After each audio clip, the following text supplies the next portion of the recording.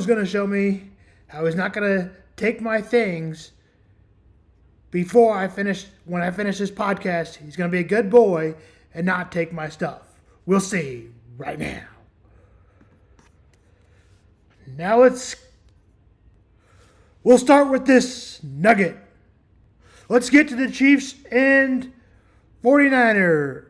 The Chiefs would force a punt. Chiefs would pull off a fake. We may start with the World Series, but I think Sunday's day decided it. But you can assure that more people watch Sunday Night Football than the World Series. So football leads the world right now in sports. Let's start off with the NFL and get to the World Series on another day, unfortunately, as I don't have time to go through all the games in the World Series. Chiefs would force a punt, pull off a fake punt on the first drive, but 4th and 1, and the Chiefs missed it on a fake punt. Should they have actually brought their offense on the field? I say yes if they're going to decide to go for it. And then the Chiefs threw an interception, but the 49ers would punt and a field goal finally to put the Chiefs ahead 3-0. Noah Gray, a 49ers field goal to put them up 3-0 finally. But then, as you thought maybe the Chiefs are just going to poo-poo this game away, a touchdown to make it 7-3 on a play 70-yard grueling drive. A deep play up the middle that was good for 39 to Noah Gray set up the Chiefs in the San Francisco side of the field. A touchdown by the Chiefs, Noah Gray. 7-3 Chiefs. And another touchdown to make it 14-3. But the 49ers went down and drove, and perhaps the biggest play of the game was a huge stop on a running play by the 49ers running back, who's been really good in the absence of Christian McCaffrey. Jordan Mason went for nothing. And in fact, it was a loss of 1. And by halftime, it was 14-6, but you felt like the 49ers needed to make that one to stay in the game.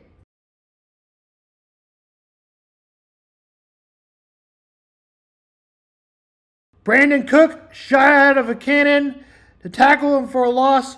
Also shooting out of a cannon for that play was Jordan Mason. And on 4th and 2, most teams, I feel like the play the Chiefs would have decided like they were going to go for it against Patrick Mahomes, but that was something the 49ers did not really do the whole day, is go for it on 4th and 1, and the Niners kicked the field goal to make it 14-6.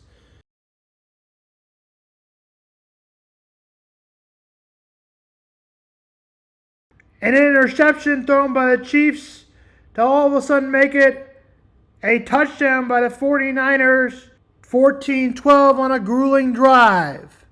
Patrick Mahomes threw another INT to start the second half, and it was a touchdown by the 49ers, a 43-yard, a big play of a 3rd and 10 that went for 9, and finally the 49ers went for it and got a first down and would finally score on that drive from the KC one.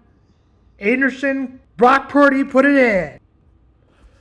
A 14-12 game led to a punt by the Chiefs, but Brock Purdy would throw another interception, and I tuned out for the game and took Bo on a walk.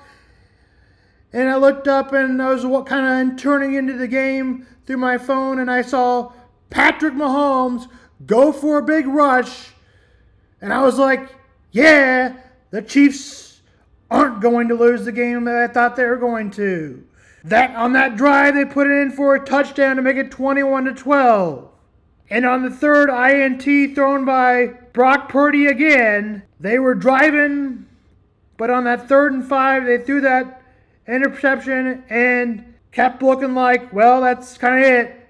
And it was 28-12. The 49ers scored kind of a trash touchdown at the end, 28-18. Chiefs win. Brock Purdy throws 3 interceptions. Mahomes throws 2 and doesn't have the stats quite yet, but he might get them against the Raiders this week. Mahomes throws 2. Brock Purdy throws 3. Chiefs win 28-18. Now we'll move on to the rest of the games.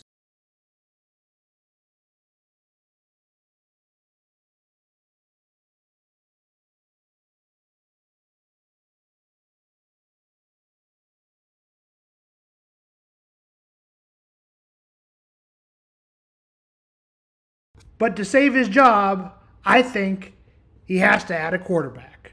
Next is the Jets in Steelers. I mean, I told myself I shouldn't believe in the Jets. It's kind of like believing in the Cleveland Browns or believing in somebody worse.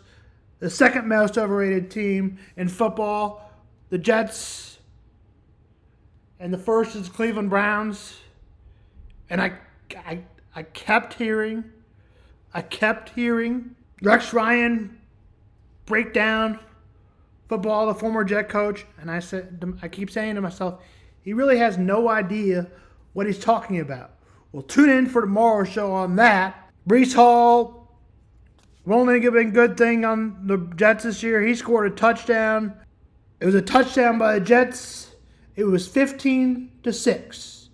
Okay, the Jets had solely the game, going to halftime, up 9, and maybe we can save our season.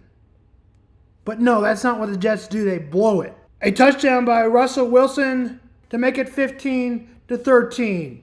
And that touchdown just showed how bad the Jets really are. A field goal and a touchdown for the Pittsburgh Steelers. Russell Wilson was good in his return, and I think you stay with Russell Wilson until he proves he can't be the quarterback, and then you go to Justin Fields. I don't think Russell Wilson is good enough to win a Super Bowl, so by the time they're done, they end up going back to Justin Fields next year, I guess, or this year. I don't know, whenever Russell Wilson kind of blows it up or something like that. I mean, that's the thought I have. Justin Fields will return as a starter no matter what. But in this game, the Jets were showed why they're the second most overrated team in the NFL besides the Browns.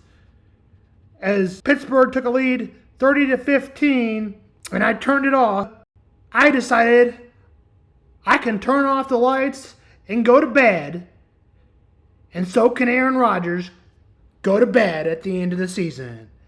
That's Sam Vaughn Smack. I'm a little nervous to do this, but we got to go to the Monday night games as we got not much time for that. To tomorrow's podcast, but please tune in. To tune into the 12 o'clock games, break down injuries, break down college football, break down the Raiders, break down a whole bunch of things. Tune in tomorrow's show. I'm worried to do this, but I am going to do this. Now let's tune in to the Chargers and Cardinals. Aren't going to much matchup, but can the Chargers stay alive in the AFC West, or will be the Chiefs division all over again? It's kind of a must-way to win in that way for the Chargers.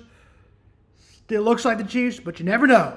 Buccaneers go to running back Bucky Irving and Sean Tucker, or should they stay with Rashid White?